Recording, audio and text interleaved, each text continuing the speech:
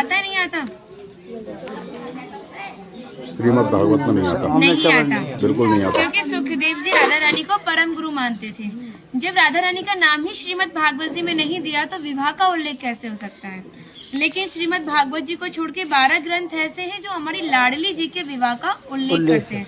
लेकिन जिस भांडीर वट के नीचे आप खड़े हो, इसका श्रीमद् भागवत जी के 10वें स्कंद के 18वें अध्याय में 22वां श्लोक कि बृहंतो बाहि मानस्य 4 यंत्रस्य गोदनम भांडीरकम नाम बटम जम्बू कृष्णम प्रोग्राम, यानी वृक्ष द्वापर युग में बहुत विशाल था, 4 योजनों में फैला हुआ था। इसकी जो सीमा थी वो 15 किलोमीटर में थी, तो इसको पंचकोशीय वृक्ष के नाम से भी जानते थे।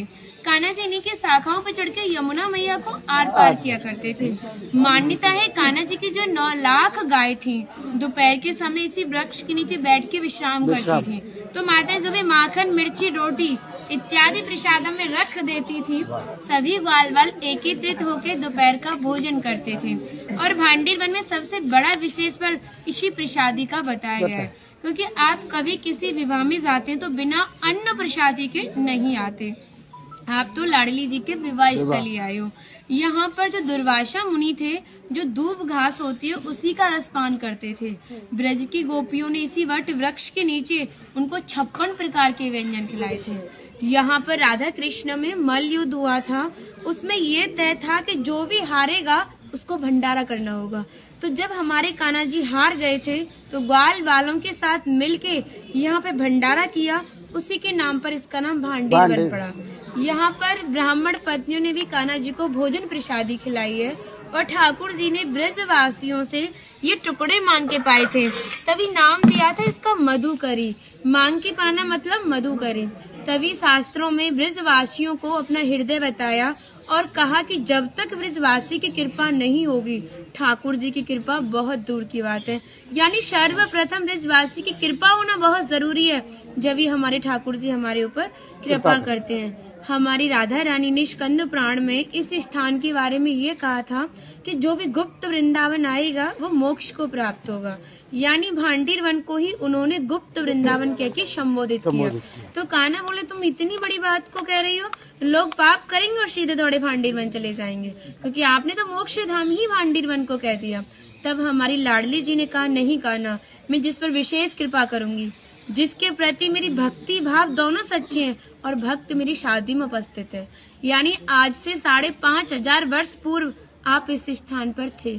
मनुष्य तो कोई था नहीं, तो अपने आप को कीड़े मकोड़े, घास फूस, पतझड़ इत्यादि अपने आप को मान सकते हो।